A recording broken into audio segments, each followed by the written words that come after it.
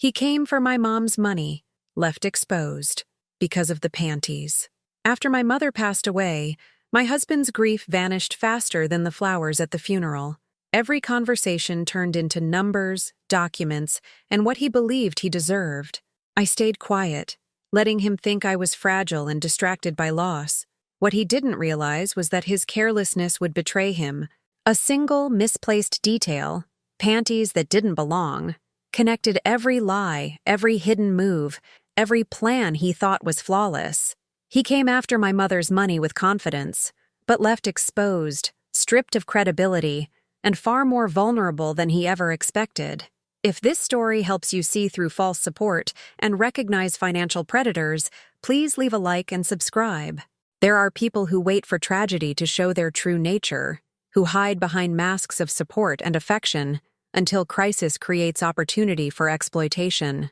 My husband Derek was one of those people, though I didn't fully understand that until my mother died, and his carefully maintained facade crumbled almost immediately, replaced by barely concealed greed and entitlement that revealed who he'd been all along.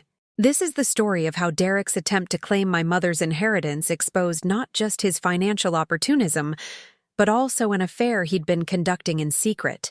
Both betrayals revealed through the careless mistake of leaving his mistress's underwear, where I would eventually discover them. My name is Adriana Castillo, and I'm 34 years old. My mother Lucia died 4 months ago at age 63, after a sudden stroke that took her from healthy and active to gone within a week, leaving me and my younger sister Isabella reeling from the shock and speed of her loss.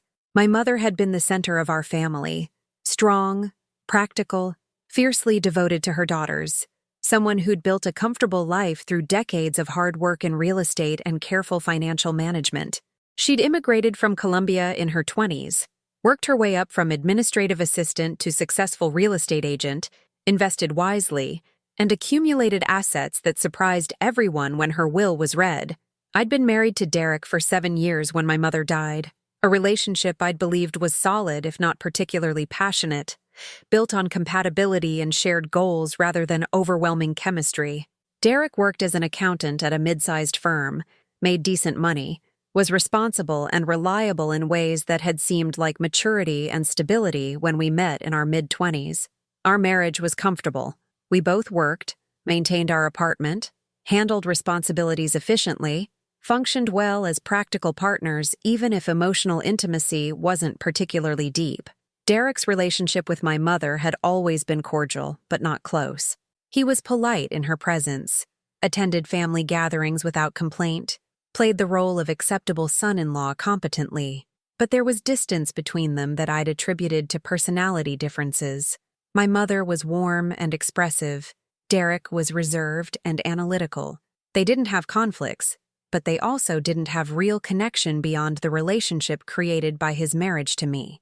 That emotional distance, which I'd thought was just natural incompatibility, would take on different meaning after my mother's death, when Derek's behavior revealed he'd never actually cared about her beyond what she could provide for his wife, and therefore indirectly for him. My mother's stroke happened on a Tuesday morning. She'd been having breakfast when she suddenly couldn't speak or move her right side, was rushed to the hospital by neighbors who found her collapsed in her kitchen.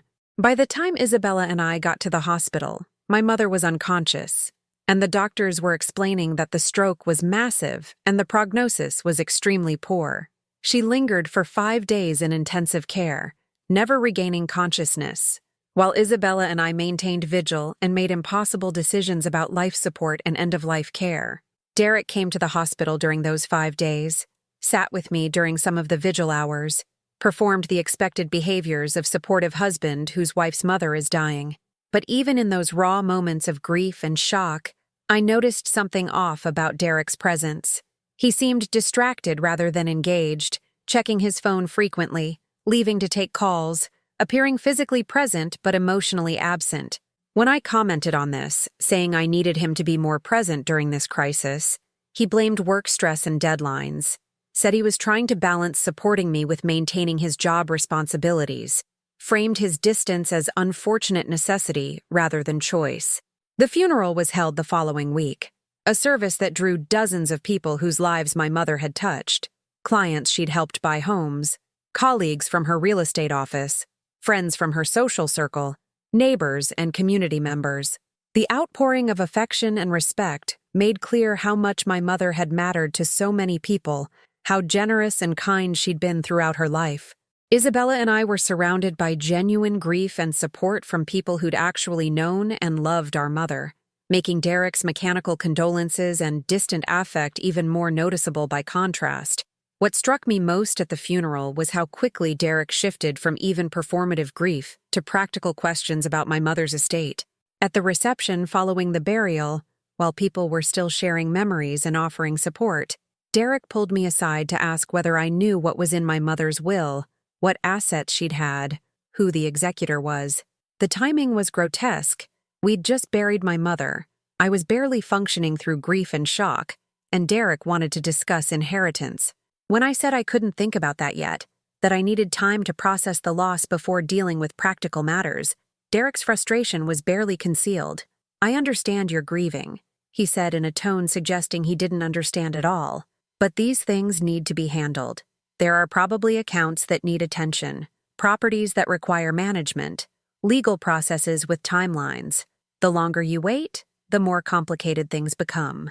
His framing of inheritance logistics as urgent matters requiring immediate attention, delivered hours after burying my mother, revealed priorities that had nothing to do with supporting his grieving wife and everything to do with accessing whatever assets my mother had left. The reading of my mother's will happened about 2 weeks after her death, a formal meeting at her attorney's office attended by me, Isabella, and the attorney who'd helped my mother with estate planning. Derek wanted to come with me to this meeting, but the attorney had been clear it was only for beneficiaries and their legal representatives, not for spouses of beneficiaries unless they had legal standing.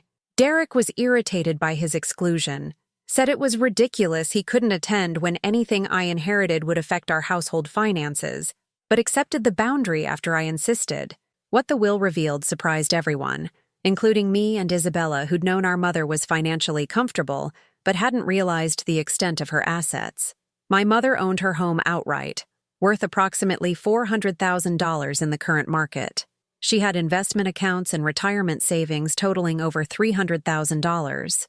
She owned a rental property that generated income and was valued at $250,000. In total, my mother's estate was worth approximately $1 million, to be divided equally between Isabella and me after estate expenses and taxes. We'd each inherit approximately $450,000 once everything was liquidated and distributed. I was shocked by the amount. I'd known my mother was doing well financially, but hadn't realized she'd accumulated such substantial wealth.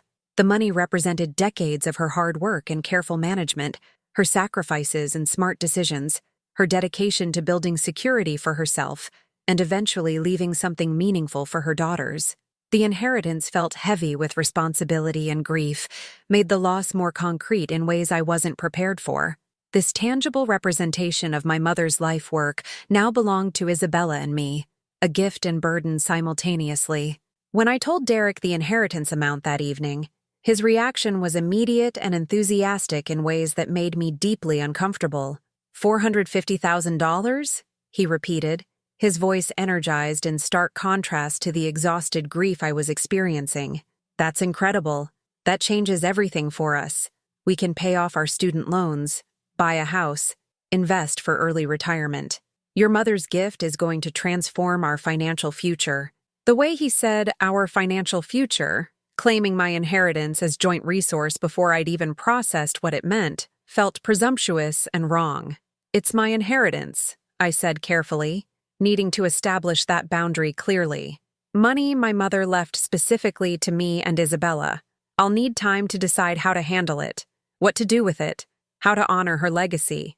This isn't our money. It's mine, from my mother." Derek's expression shifted to something defensive, his tone taking on edge as he responded. "We're married, Adriana. Married couples share assets. What's yours is mine and what's mine is yours. That's how marriage works. Your mother's money becomes our money the moment you inherit it.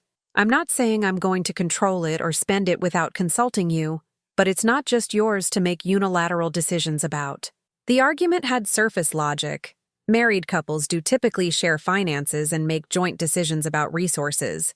But something about Derek's immediate claim to ownership over my mother's inheritance, his assumption he'd have equal say in how money she'd left specifically to me was used, felt like a violation of both my grief and my mother's intentions. My mother left this money to me, I repeated firmly. Not to us, not to our marriage, to me personally. I understand you think married finances should be joint, but this feels different. This is my mother's legacy, and I need to honor that. Derek's frustration was increasingly evident over the following days and weeks as I continued to resist his pressure to make immediate decisions about the inheritance. He wanted me to pay off our debts, to use the money for house down payment, to invest in ways he'd researched and deemed optimal. Every suggestion was framed as being in my best interest, as honoring my mother by using her gift wisely, as responsible financial management. But all of his suggestions involved integrating my inheritance into our joint finances, making it accessible to him, transforming it from my personal legacy to our marital asset. I found myself making excuses for why I couldn't immediately access or allocate the inheritance. The estate was still in probate. Assets needed to be liquidated. Legal processes took time. These were partly true, but also partly delay tactics, ways of avoiding confrontation about Derek's expectations while I processed my grief and tried to figure out what I actually wanted to do with my mother's money. The more Derek pressed, the more resistant I became, his pressure creating opposite effect from what he intended, making me protective of my inheritance rather than willing to share it. About 6 weeks after my mother's death, I started noticing other changes in Derek's behavior beyond just the pressure about inheritance. He was working late more frequently, claiming tax season demands and client deadlines even though it was summer and not actually tax season. He was protective of his phone in new ways, keeping it locked and face down, taking calls in other rooms, never leaving it unattended where I might see messages. He was showering immediately when he came home from these late work nights, changing clothes before interacting with me, as if washing away evidence of where he'd actually been. Individually, these behaviors could be explained innocuously, but collectively they pointed toward someone hiding something significant. I found myself wondering if Derek was having an affair, if his distance and distraction had less to do with work stress and more to do with romantic involvement with someone else. The thought was painful, but also almost clarifying. It would explain his emotional absence during my mother's illness and death, his lack of genuine support during my grief, his focus on inheritance rather than on my emotional well-being. If he was involved with someone else, I was just practical partner managing household and finances rather than wife he was emotionally invested in. The discovery that would confirm my suspicions and expose Derek's deceptions happened almost accidentally about 2 months after my mother's death. I was cleaning our bedroom, organizing closets and drawers in the kind of intense cleaning that was partly procrastination from dealing with my mother's estate and partly attempt to create order when everything felt chaotic. I pulled Derek's nightstand away from the wall to vacuum behind it and saw a small gift bag wedged between the nightstand and the wall, apparently fallen there and forgotten. I picked up the bag intending to throw it away if it was trash or return it to Derek if it contained something of his. When I looked inside, I found women's lingerie, expensive lace panties and matching bra in deep purple, definitely not mine in either style or size, still with tags attached showing they'd cost over $100 for the set. The brand was one I recognized from boutique shops, the kind of intimate apparel that's purchased for special occasions or as gifts, not everyday underwear from department stores. I stood there holding the bag, my mind racing through implications. Derek had purchased expensive lingerie for someone, had brought it home but apparently hidden or forgotten it before giving it to its intended recipient. The most obvious explanation was affair. He'd bought intimate gifts for his mistress, but somehow the bag had ended up behind his nightstand where it sat forgotten until I found it. But why bring affair gifts home instead of giving them directly to whoever they were meant for?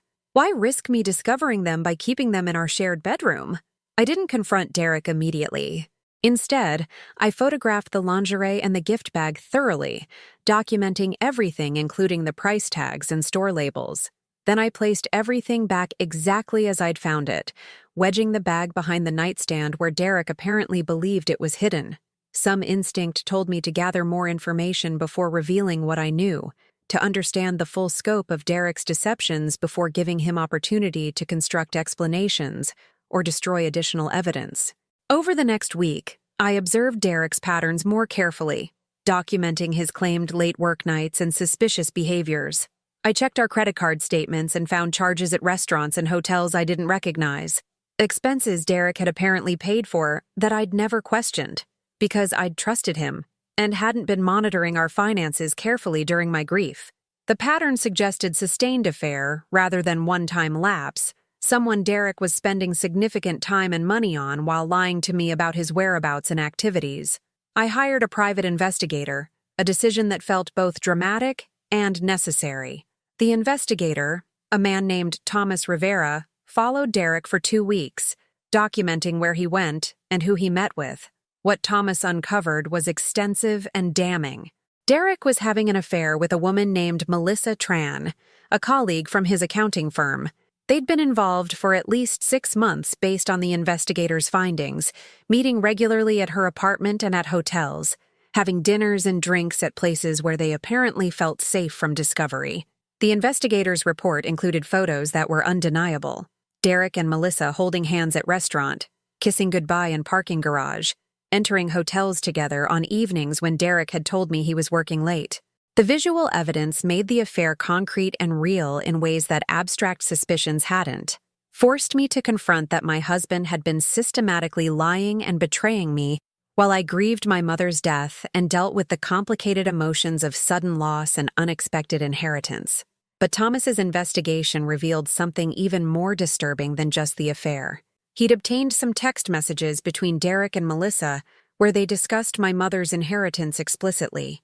Derek had apparently told Melissa about the $450,000, describing it as money we would be receiving that would change their financial situation. He'd made plans with Melissa about what they'd do once he had access to the inheritance, trips they'd take, investments they'd make, the life they'd build together once Derek could convince me to integrate the money into our joint finances, and then eventually leave me for Melissa with half the assets from our marriage, including portion of my mother's inheritance. Reading those text messages, seeing Derek discuss my mother's money with his mistress as if it was his to plan with, as if my grief and my inheritance were just obstacles to navigate on his way to a new life with Melissa, filled me with rage that was cold and clarifying. Derek had been performing support during my mother's illness and death, while actually conducting an affair and planning to use my inheritance to fund his future with another woman. His pressure about accessing the estate, his insistence the money should be joint marital asset, his frustration with my resistance, all of it had been motivated not by our supposed partnership, but by his intention to eventually claim half of my mother's money in a divorce and use it to start over with Melissa. Armed with this evidence, the lingerie I'd found, the investigator's documentation of the affair, the text messages revealing Derek's plans to use my inheritance, I consulted with a divorce attorney about my rights and options. The attorney explained that in our state, inheritance was generally considered separate property if kept segregated from marital funds, meaning Derek wouldn't be entitled to any of my mother's money in a divorce, as long as I hadn't deposited it into joint accounts or used it for joint expenses. That was crucial information. It meant I could divorce Derek and he'd walk away with nothing from my inheritance despite his extensive planning to access and claim it. The attorney also explained that Derek's affair was relevant not because it affected asset division in our no-fault divorce state, but because it could impact any claims he might make for spousal support. Someone who'd been conducting an affair while plotting to steal spouse's inheritance was unlikely to receive alimony, even if income disparities existed. The combination of the inheritance being my separate property and the affair eliminating potential support obligations meant Derek had positioned himself to leave our marriage with essentially nothing, despite his months of calculating about accessing my mother's money. I prepared for confrontation carefully. I organized all evidence into clear documentation, made multiple copies, ensured I had backups Derek couldn't destroy or access. I also took steps to protect my inheritance. I had my mother's estate attorney confirm that my portion of the assets would be transferred into accounts in only my name at a bank, different from where Derek and I maintained our joint accounts, ensuring he'd have no access or visibility into the inheritance funds. I changed passwords on all my personal accounts, gathered important documents, and stored them securely outside our apartment, prepared to leave if the confrontation became unsafe. The confrontation happened on a Saturday morning, deliberately timed so Derek couldn't use work as excuse to escape or delay the conversation. I waited until he'd had coffee and seemed settled for the day, then asked him to sit down because I needed to discuss something important. "I found something while cleaning last month," I began, placing the gift bag with the lingerie on the coffee table between us. "These were behind your nightstand. They're not mine. I'm assuming they're for Melissa Tran, the woman you've been having an affair with for the past 6 months." I watched Derek's face go through several expressions in rapid succession. Shock at seeing the lingerie, fear that I knew about Melissa, calculation about what I might know and how to respond. Before he could construct an explanation, I continued. "I've hired a private investigator who's documented your affair extensively. I have photos of you with Melissa, text messages where you discuss my mother's inheritance with her, evidence of you planning to use my mother's money to fund a future with your mistress. I know everything, Derek. The affair, the lies, the plan to access my inheritance and eventually divorce me and take half of my mother's money to start over with Melissa." I pulled out the investigator's report and printed photos, spreading them on the table so Derek could see the extent of evidence I'd gathered. His face went from calculatingly defensive to genuinely panicked as he realized how thoroughly his deceptions had been exposed and documented. "I want a divorce," I stated clearly. "I've already consulted with an attorney. My mother's inheritance is legally my separate property since we've kept it segregated from marital funds. You won't get any of it in the divorce. You also won't get spousal support given your affair. You'll walk away with your own retirement account and half of our joint savings, which amounts to about $3,000. My mother's money, the money you've been plotting to steal by convincing me it was ours, will remain entirely mine." Derek's response was to cycle through several strategies I'd anticipated. First was denial, claiming the lingerie could be explained, that his relationship with Melissa was professional, not romantic, that the text messages were being misinterpreted. When I pointed out that the investigator had photographic evidence of them at hotels and the messages were explicitly about my inheritance, he shifted to minimizing, saying the affair hadn't been going on as long as I thought, that it wasn't serious, that he'd ended things with Melissa already.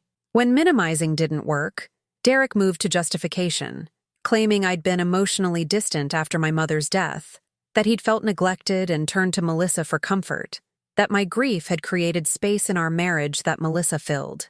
The attempt to make his affair somehow my fault, to suggest that grieving my mother's sudden death justified his betrayal, was so offensive, I almost laughed.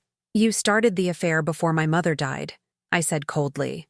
"The investigator's timeline shows you and Melissa were involved for at least 2 months before my mother's stroke.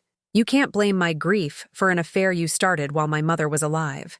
Derek's final strategy was desperate negotiation, begging for another chance, promising to end things with Melissa definitively, offering to go to marriage counseling, claiming he still loved me and wanted to save our marriage. But throughout all these strategies, I noticed he never once addressed the issue of plotting to steal my inheritance, never acknowledged that his pressure about accessing my mother's money had been motivated by plans with Melissa rather than our supposed partnership. The omission was telling. He was willing to beg about the affair, but couldn't address the financial manipulation because that revealed a greed and premeditation harder to defend than infidelity. "I'm not interested in working things out," I said when Derek finished his pleading. "You had an affair while I was grieving. You plotted to steal my mother's inheritance by convincing me it should be joint marital asset you'd eventually claim in divorce. You bought lingerie for your mistress and carelessly left it where I'd find it, revealing both your infidelity and your stupidity. You've shown me exactly who you are. Someone who saw my mother's death primarily as financial opportunity, who provided fake support while actually scheming with his mistress. I don't want to be married to that person. The divorce isn't negotiable." Derek shifted from pleading to threatening as he realized I was serious. "You can't just kick me out. I live here too. And that inheritance might be in your name, but courts often see marriage assets as joint. You're not going to keep all that money just because your mother left it specifically to you. I'm entitled to half of what we've accumulated during our marriage, and a good attorney will argue that includes appreciation on assets you received. His threats revealed how thoroughly he'd researched his potential claims, how much strategic thought he'd put into accessing my mother's money even as he conducted his affair. The apartment lease is in my name only, I responded calmly. My attorney has confirmed I can ask you to leave, and the inheritance is legally separate property that you have no claim to as long as it hasn't been commingled with marital funds, which it hasn't been. You're welcome to hire your own attorney to verify, but you'll find I'm correct. You'll walk away from this marriage with your retirement savings and half our joint checking, which totals maybe $25,000. My mother's money is not and never will be yours, Derek. All your plotting and scheming and affair with Melissa was for nothing. I gave Derek 2 weeks to move out, during which we existed in hostile coexistence while he made arrangements, and I prepared for the formal divorce filing. He alternated between angry threats about fighting me in court and pathetic attempts to reconcile, never quite accepting that his behavior had destroyed any possibility of saving our marriage. He also apparently ended things with Melissa, based on his constant presence at home and dejected demeanor, perhaps realizing that without access to my inheritance, he couldn't offer her the life he'd promised. The divorce took 7 months to finalize, during which Derek's attorney did attempt to claim that my inheritance should be considered marital property subject to division. My attorney countered with extensive documentation showing the funds had been kept strictly separate, never deposited into joint accounts, never used for joint expenses, maintained precisely as my individual inheritance as the law intended.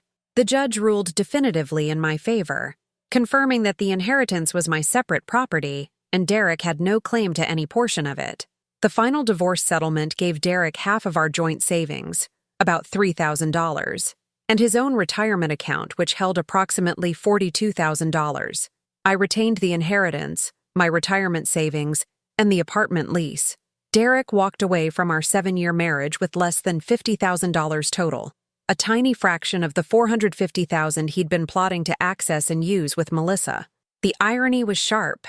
His greed and entitlement about my mother's money, combined with his carelessness about hiding evidence of his affair, resulted in him losing access to the very funds he'd spent months scheming to claim. 4 months after the divorce finalized, I'm 34 and rebuilding my life with the security my mother intended her legacy to provide. I've used a portion of the inheritance to purchase a small condo outright, ensuring I'll never face housing insecurity. I've invested the bulk of the money conservatively in diversified portfolio that generates modest income while preserving capital. I've established a scholarship fund in my mother's name to help first-generation college students from immigrant families, extending her legacy of hard work and opportunity to others facing similar challenges she'd overcome. Most importantly, I've honored my mother's intentions by using her gift wisely, rather than allowing it to be stolen by someone who saw her death primarily as financial opportunity. Derek revealed his true character when my mother died. Not as supportive spouse, but as calculating predator focused on inheritance rather than his wife's emotional well-being. His pressure about accessing the estate, his lack of genuine empathy for my grief, his affair conducted while pretending to support me, all of it showed someone whose concern was entirely self-interested and mercenary. The lingerie I'd found behind Derek's nightstand, that small, careless mistake he'd made in hiding evidence of his affair, became the thread that unraveled his entire scheme. That discovery led me to investigate thoroughly, to hire Thomas, to document both the affair and the financial manipulation, to protect my mother's legacy from someone trying to steal it. If I'd never found those purple panties, if Derek had been more careful about concealing his relationship with Melissa, he might have maintained his deception longer, might have convinced me to integrate the inheritance into our joint finances before I discovered his betrayal and his plans. I think often about how my mother would have responded to Derek's behavior if she'd lived to witness it. She'd always been protective of her daughters, skeptical of people's motivations, careful about who she trusted with important matters. She might have seen through Derek's facade earlier than I did, might have warned me about his character before his true nature was revealed. Protecting her legacy from him feels like honoring not just her financial gift, but her wisdom about people and trust, and the importance of guarding what matters most. The legal protections that classified my inheritance as separate property were crucial to preventing Derek's theft. Without those laws recognizing that assets left specifically to one spouse remain that person's individual property if kept segregated, Derek might have succeeded in claiming half of my mother's money despite his affair and manipulation. The legal system, for all its imperfections, protected my mother's intentions and prevented someone from profiting through marriage and deception from a legacy meant solely for her daughters. My name is Adriana Castillo. I'm 34 years old and divorced from a man who came for my mother's money, but left exposed and empty-handed. Derek showed his true character after my mother's death, pressuring me about inheritance, conducting an affair, plotting with his mistress about using my mother's money. His carelessness with evidence, lingerie left where I'd find it, exposed both his infidelity and his financial scheming, leading to investigation that documented everything. He came for my mother's legacy with confidence and entitlement, but left exposed, humiliated, and with nothing except the small personal assets he'd accumulated. The panties that didn't belong betrayed him completely, connected every lie into a pattern I could document, and ultimately use to protect what my mother had worked so hard to leave for me. Thank you for reading. If this story helped you recognize financial predators or gave you courage to protect your inheritance, please like and subscribe.